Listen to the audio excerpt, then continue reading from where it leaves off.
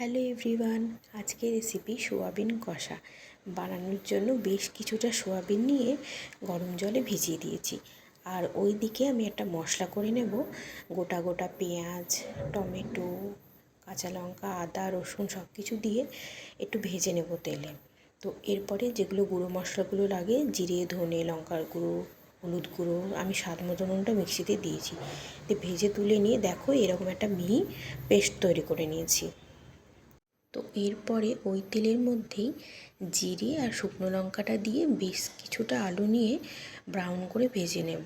তো এরপরে ভাজা হয়ে গেলে কিছুই কাজ নেই, ওই সেদ্ধ করা রাখা সোয়াবিনটা হালকা একটু চিপে নিয়ে জলটা ফেলে দিয়ে খুব ভালো করে সোয়াবিন আর আলুটা হালকা হালকা করে ভেজে নিতে হবে।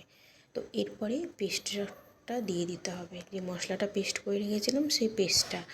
তো কম বেশি এরকম করে একবার করে দেখো, খুব সুন্দর লাগবে খেতে।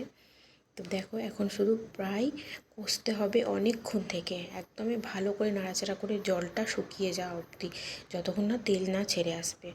তো বাড়িতে একবার ট্রাই করো তোমরা, ভালো লাগলে একটা লাইক করো।